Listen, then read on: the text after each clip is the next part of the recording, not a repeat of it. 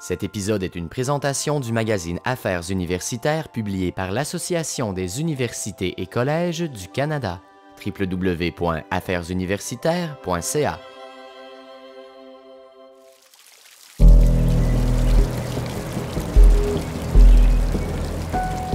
Quand j'étais petit, j'étais persuadé d'une chose, dans toute famille, il y avait une immense bibliothèque. Alors j'arrivais chez mes amis, je disais « Où est la bibliothèque? » Là, on me montrait un truc avec des almanachs du peuple. Non, la bibliothèque! Le jour, j'ai compris que c'était un privilège exceptionnel que j'avais de vivre dans une maison qui était finalement une bibliothèque.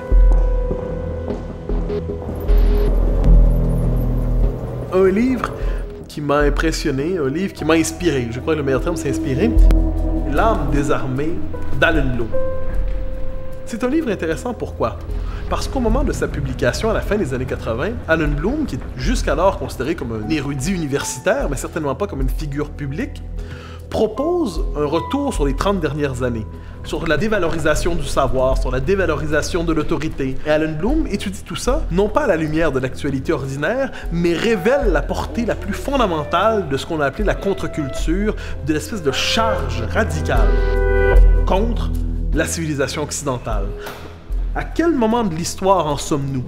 Éclairer les enjeux fondamentaux, tracer les contours de notre époque, Allen Bloom, dans ce livre, nous a montré ce que pouvait vouloir dire le travail d'un intellectuel qui va dans l'espace public sans renoncer ni à la rigueur ni au savoir, autrement dit, qui cherche à penser avec chacun ce qui nous arrive collectivement. Et je l'ai relu à plusieurs reprises depuis. Je l'ai même relu il y a à peu près 6 mois. Et chaque fois, j'étais émerveillé par la vigueur de l'intelligence d'Allen Bloom. Aujourd'hui, les publications universitaires vous proposent une analyse de la trajectoire politique et intellectuelle du Québec en compagnie de Mathieu Bock-Côté, chargé de cours en sociologie à l'UQAM. Je lui dis souvent que ma seule maîtresse, c'est ma bibliothèque. C'est déjà la meilleure maîtresse qu'on peut avoir. Mathieu Bock-Côté est avec nous pour parler de son livre « Fin de cycle, aux origines du malaise politique québécois ». Mathieu Bock-Côté, votre livre tente d'analyser la fin d'un momentum politique. À quand remonte ce moment politique qui s'achève selon vous?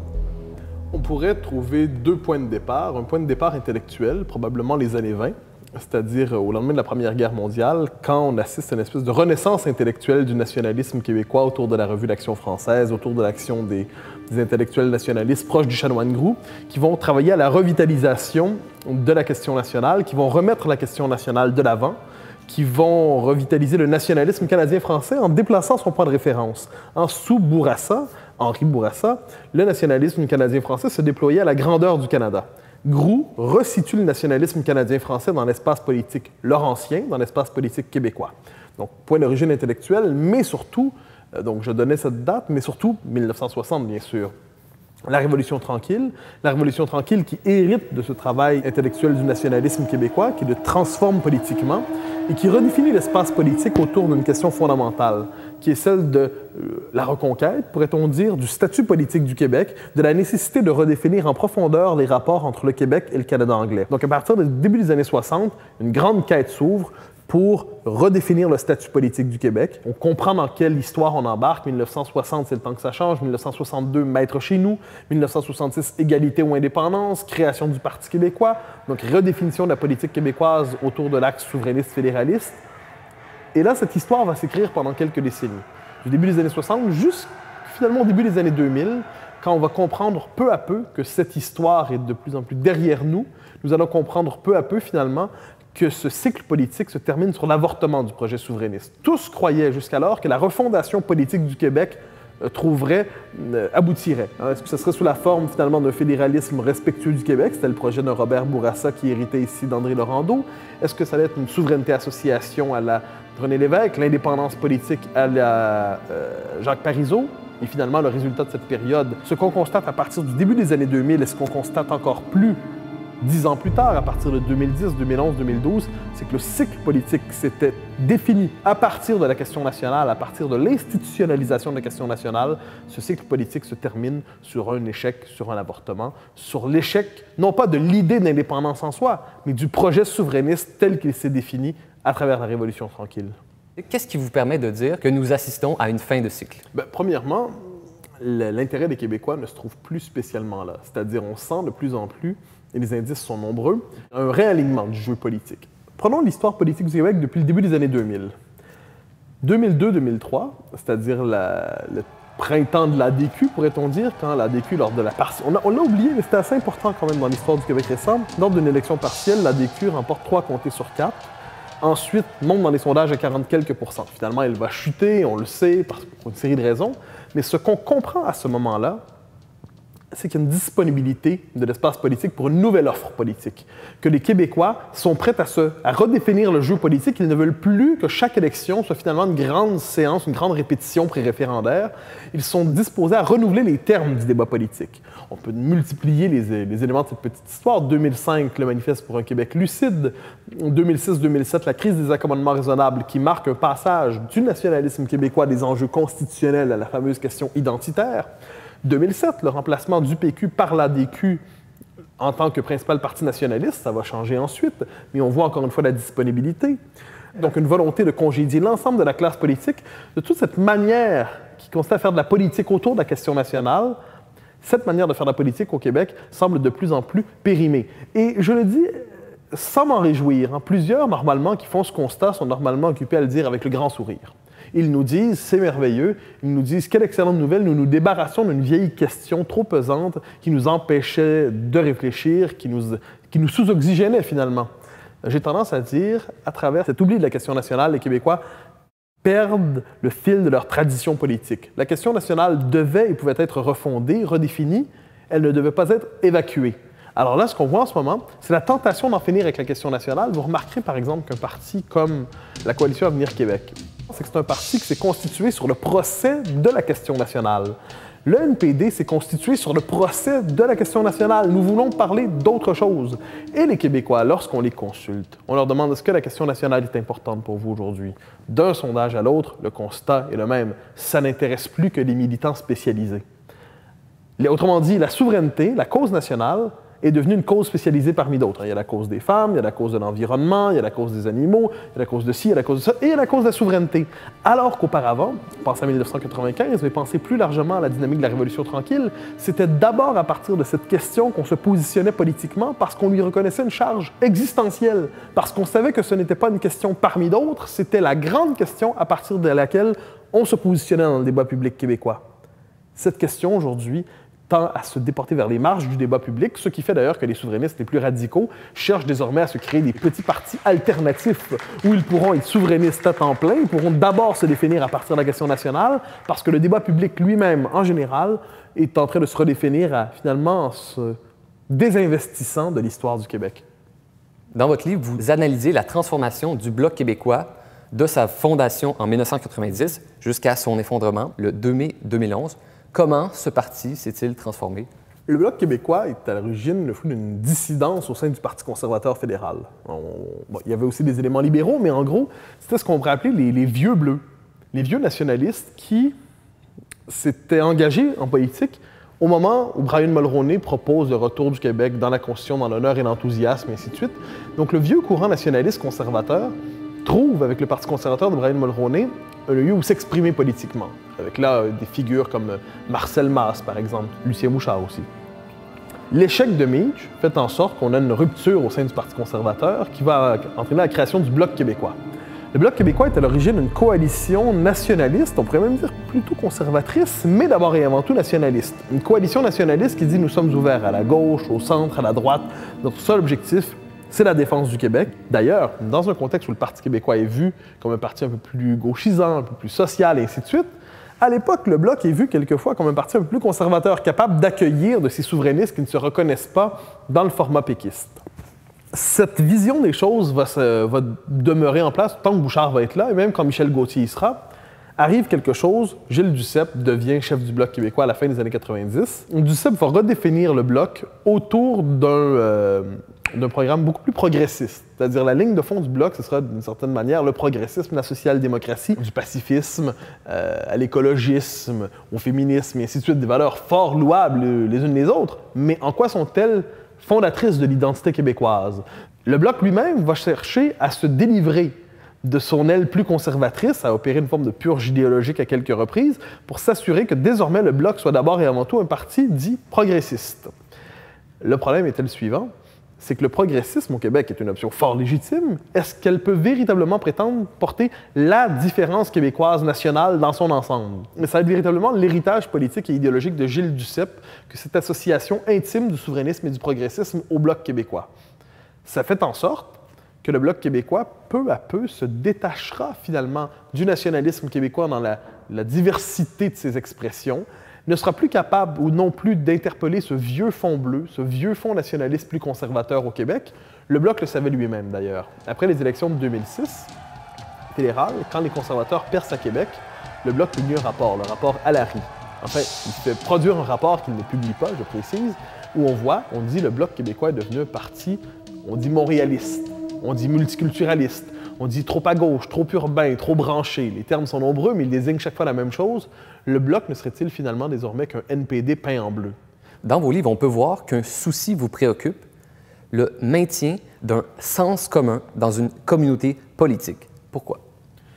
Parce que c'est à la base de la démocratie. La démocratie repose sur l'idée suivante: chacun peut et doit participer à sa manière au débat public. Ça nous dit chacun, sans le concours des experts, sans le concours de la technocratie, sans le concours du grand savoir médiatique ou académique, chacun, à partir de son expérience, à partir de la tradition, à partir de sa vie, à partir de ses propres réflexions, est capable de s'inscrire dans la cité. Le savoir de l'homme ordinaire n'est pas un savoir à congédier. L'homme ordinaire, d'ailleurs c'est une figure qui n'est plus véritablement valorisée en sociologie, mais on pourrait lire un vieil auteur comme Chesterton qui nous disait « l'homme commun, à partir de son expérience du monde, est capable de s'inscrire dans la cité. Il est capable, autrement dit, d'avoir des repères qui lui permettent ensuite de jouer son rôle de démocrate. » Aujourd'hui, lorsqu'on nous dit « le sens commun est à congédier », parce que ce n'est qu'un ramassis de préjugés, ce n'est qu'un ramassis, c'est un fouillis d'idées reçues. Le sens commun, pourquoi? Pourquoi devrais-je me fier au sens de l'homme de la rue? Bien justement parce que la démocratie présuppose que l'homme de la rue a quelque chose à dire. Donc le sens commun, c'est une manière de rappeler qu'en démocratie, chacun a l'intelligence morale et politique et culturelle nécessaire pour participer au débat public. Ça nous rappelle que le savoir légitime dans le débat public n'est pas spécialisé, qu'il n'y a pas un monopole du débat public exercé par ceux qui prétendent justement confisquer le débat public. Les grands journalistes, les grands intellectuels, les grands politiques, les grands médiatiques, les grands universitaires. Non! L'homme commun a aussi le droit de s'inscrire dans le débat public. Je fais partie de ceux qui croient que le peuple n'a pas toujours tort. Et au 20e siècle, en général, malgré tous ses défauts, le sens commun nous a davantage préservés contre les dérives du totalitarisme que le grand savoir académique qui, quelquefois, était complaisant vers des idées qui auraient mis en péril la liberté. Dans vos textes, on sent une insatisfaction à l'égard des catégories politiques qu'on utilise à tous les jours. Quel est le problème avec le clivage gauche-droite? Alors, si on était en France, le clivage gauche-droite appartiendrait à notre histoire intellectuelle et politique. On saurait qu'il n'y en a pas une droite, non pas une gauche, mais plusieurs droites et plusieurs gauches. On saurait que certaines droites sont plus proches de certaines gauches que d'autres droites. Autrement dit, le clivage gauche-droite en France et ailleurs dans le monde, c'est à travers ces catégories qu'on a apprivoisé le débat politique. C'est à travers ces catégories qu'on a appris à nommer la complexité du monde politique, qu'on a appris à baliser les grandes familles, qu'on a appris à voir quels sont les points de fracture, les points de rupture dans chaque famille. Le langage de la gauche et de la droite en France, et peut-être plus généralement en Europe, mais très certainement en France, décrit bien l'histoire politique du pays. Et par ailleurs, je note bien que même dans ce pays, on ne cesse de témoigner de l'insatisfaction envers le débat gauche-droite en disant qu'il est trop simpliste, trop réducteur. Ce qui fait que lorsqu'on importe ce vocabulaire ici, on ne sait jamais exactement de quoi on parle. Qu'est-ce que la gauche? Qu'est-ce que la droite? De quelle gauche parlons-nous? De quelle droite parlons-nous? Le débat souverainiste fédéraliste, avec ses forces et ses faiblesses, on avait appris à le civiliser. Donc, on pouvait avoir quelqu'un qui était devant nous, un fédéraliste, et on savait que ce n'était pas un ennemi du genre humain. On savait que le souverainiste n'était pas un cannibale. On savait, autrement dit, qu'on avait des adversaires légitimes. À travers le débat souverainiste fédéraliste, nous avions appris à civiliser le débat public sur une question pourtant existentielle. Le débat gauche-droite, on l'importe ici, on ne sait pas exactement à quoi il réfère, on ne sait pas exactement quelles en sont les limites, quel en est le contenu, ce qui fait qu'à gauche, ceux qui se disent de gauche ont tendance à présenter ceux qui sont vus à droite comme des salauds, ceux qui sont à droite ont tendance à voir ceux qui sont à gauche comme des zozos ou des idiots, ce qui fait finalement qu'on a un débat politique d'un simplisme insupportable, où finalement on a d'un côté le parti qui prétend avoir le monopole du réel, de l'autre côté le parti qui prétend avoir le monopole du cœur, Et on oublie. Par exemple, lorsqu'on dit au Québec, la droite est libertarienne. Bon, d'accord, mais dans le conservatisme québécois, parce qu'il y a une tradition conservatrice au Québec, elle n'est pas très libertarienne. Le conservatisme québécois réfère davantage au langage de l'enracinement que de l'émancipation individuelle à tout prix. Il réfère davantage au langage de l'autorité, de la tradition, de la culture, qu'au langage de l'urbanité chic, cosmopolite, libertarienne contemporaine. Le progressisme québécois, par exemple, il y a toute une tradition de gauche nationale ici, qui en Europe serait plutôt classée à droite, une tradition plus conservatrice nationalement. Il y a dans notre gauche, par exemple, il y a le camp plus syndical, il y a un camp plus centré sur des questions liées à la diversité identitaire et ainsi de suite. Le langage gauche-droite est une machine à neutraliser la complexité du réel. Et lorsqu'on le prend pour nommer nos problèmes politiques, il ne nous permet pas de mieux les comprendre. Il fait en sorte qu'on y comprend encore moins de choses. Évidemment, le langage gauche-droite, je comprends pourquoi on l'utilise. Parce que voulant sortir du débat souverainiste fédéraliste, on cherche un nouveau langage pour cartographier, pour nommer autrement nos débats politiques. J'en vois la pertinence de ce point de vue. Mais lorsqu'on l'importe, lorsqu'on veut d'un coup mettre de côté toute notre tradition politique, et on se dit gauche-droite, c'est ainsi désormais qu'on verra le monde, et bien finalement, le monde se transforme en une espèce de fausse lutte entre des idéologies qui n'existent pas vraiment, qui ne sont que des fantasmes d'idéologie, et on demande ensuite à chaque citoyen de rentrer dans son camp et de tirer dans le camp adverse. Vous permettrez à plusieurs, je crois, de se dérober à ces catégories idéologiques exagérément simplistes. On peut ensuite, au terme d'une réflexion, les réintégrer dans le débat public en disant bien sûr qu'on peut aussi utiliser le langage de la gauche et de la droite, mais ceux qui utilisent ce langage à la manière d'une vérité révélée et d'un langage révélé, ils viennent obscurcir le débat public, ils ne nous permettent pas de mieux le comprendre. Mathieu Bock-Côté, dans votre livre « Fin de cycle », vous y allez d'une assez grosse affirmation. Vous parlez d'une fabrication, le mythe de la grande noirceur. La Révolution tranquille, bien évidemment qu'elle existe.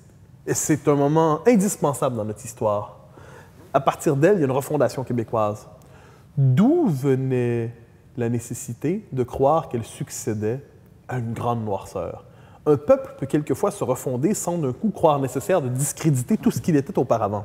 On m'a quelquefois demandé « Est-ce que vous êtes finalement, cher ami, complaisant envers Duplessis? » Je dis « Nul besoin d'être complaisant envers Duplessis pour éviter par ailleurs d'en faire un monstre. » Parce que la notion de grande noirceur, à l'origine, on cherche à l'appliquer au régime Duplessis, mais quelquefois on la fait remonter à tout le Canada français de 1840 à 1960.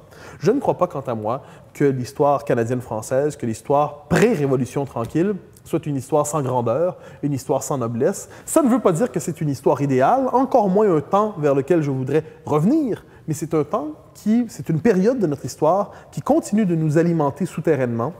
Il me semble-t-il que 50 ans après la Révolution tranquille, il devrait nous être possible aujourd'hui de nous réapproprier ce qui, dans cette histoire, ne relève pas du registre de la grande noirceur. Et j'ajoute une chose, on peut comprendre qu'en 1960, le nouveau régime qui s'installe, le régime libéral, le régime Lesage, qui fait des choses immenses pour le Québec. En politique, on a toujours besoin de dire de notre adversaire qu'il est encore plus méchant que prévu.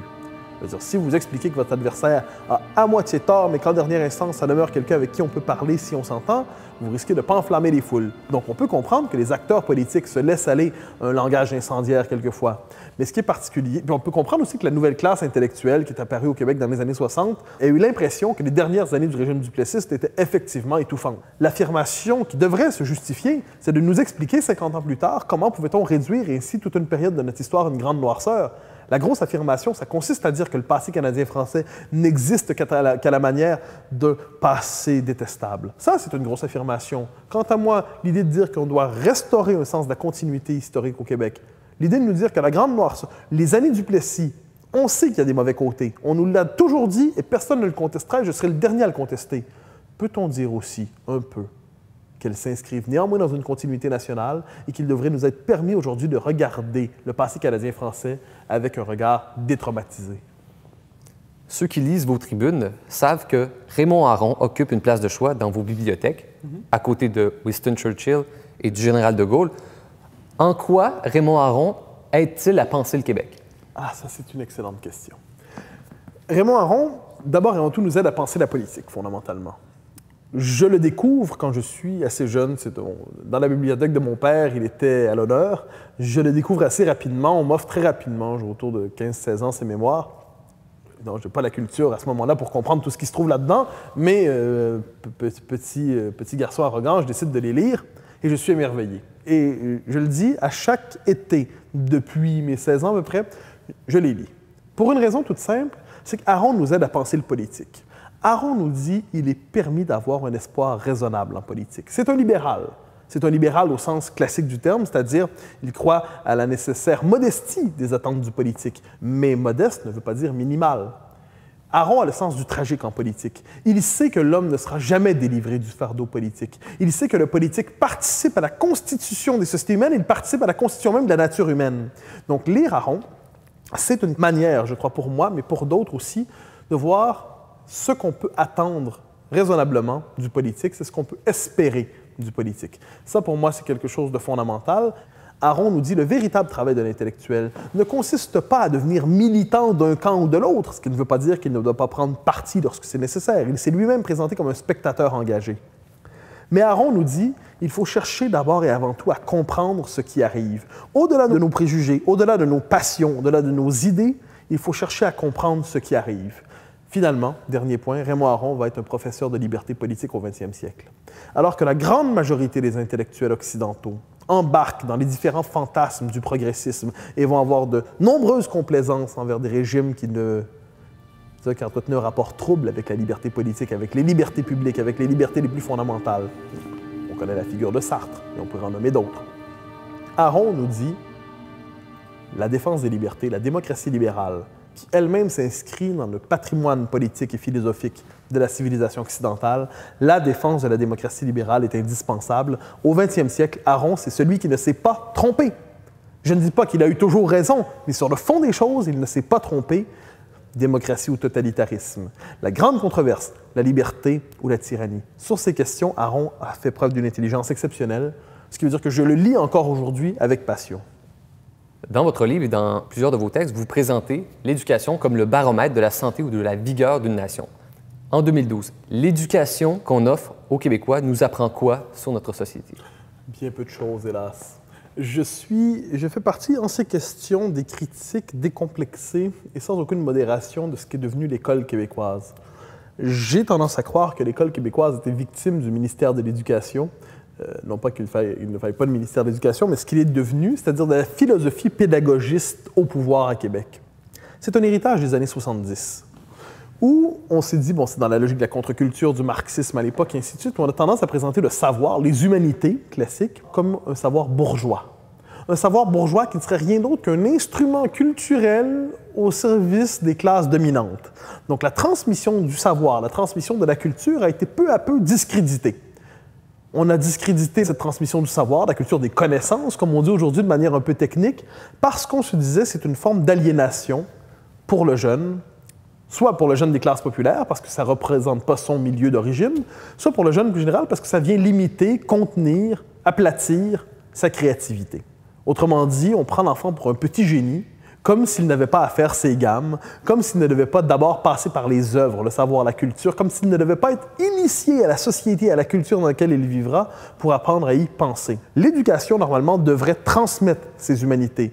Elle devrait les transmettre, je précise, principalement aux moins nantis, parce que celui qui naît dans une bonne famille a toujours l'occasion un jour d'aller faire son rattrapage. Celui qui naît dans un milieu plus modeste, un milieu où les ressources sont moins nombreuses, les ressources culturelles sont moins nombreuses, le seul ascenseur social qu'il pourra véritablement connaître, c'est l'école. Mais puisque l'école québécoise a renoncé à transmettre ce savoir au nom de la pédagogie, des compétences, de la créativité, des compétences transversales, eh bien l'école québécoise elle a été détournée de sa vocation. De ce point de vue, je suis un critique très sévère de l'idéologie pédagogiste qui domine aujourd'hui. Et je crois, de ce point de vue, que nous devons restaurer l'humanisme pédagogique occidental. Ça ne veut pas dire qu'on va retrouver le cours classique comme on l'a connu hier, mais on va retrouver cette idée fondamentale qui nous dit c'est d'abord par la connaissance des œuvres qu'un homme apprend à s'inscrire dans la cité, apprend à s'inscrire dans sa propre culture et sa propre civilisation. Mathieu Bock-Côté, dans vos livres, dans vos textes, dans vos chroniques, vous aimez parler d'histoire, de mémoire, de passé, de civilisation, d'institution, de culture. C'est ce qui vous permet de dire que l'homme est avant tout un héritier. Notre époque a cru, héritière en cela de ce qu'il y a de pire dans le progressisme, que du passé, il fallait faire table rase, qu'il fallait reprendre tout à zéro, que la société se construit d'abord en abolissant celle qui précède. Autrement dit, qu'on doit, à partir d'une utopie étrange, quadriller le réel et bâtir une société idéale qui ne doit rien au passé.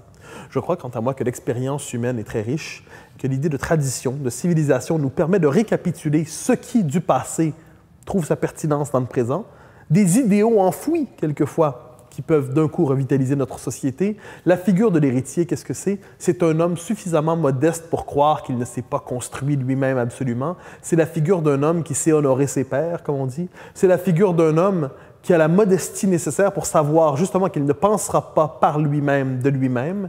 C'est la modestie nécessaire d'un homme qui sait qu'il s'inscrit dans un monde qui le précède et qui lui survivra. Lorsque l'homme ne sait plus que le monde lui précède et lui survivra, il croit qu'il lui est permis de tout faire. Souvent, cette liberté de tout faire, c'est l'autre nom du saccage. Me semble-t-il qu'on doit restaurer aujourd'hui cette figure de l'héritier. C'est l'autre nom tout simplement de notre humanité.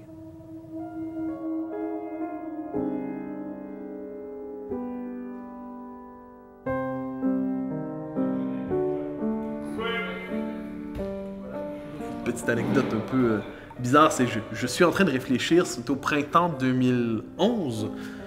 Là, ça va très mal pour politiquement au Québec. On cherche à comprendre ce qui arrive. Et c'est dans un souper avec ma copine, et qui l'est toujours, heureusement. Et elle me parle du livre que je suis en train d'écrire, un autre livre. Puis plus on en parle, plus le livre sur lequel je travaillais péniblement m'intéressait plus. Manifestement, elle le savait. Et avec beaucoup d'intelligence, d'une question à l'autre qu'elle me pose, avec beaucoup de sensibilité, beaucoup de subtilité, elle me pose des questions qui m'amènent à me rendre compte que le livre auquel je pense sans arrêt, c'est celui que je n'écris pas à ce moment-là. La soirée se termine, je me lance là-dedans et le livre va en sortir assez rapidement. Alors ça, c'est pour la petite histoire, mais par ailleurs, comme je dis plus largement, c'est une question de fond sur où en est le Québec aujourd'hui, tout simplement.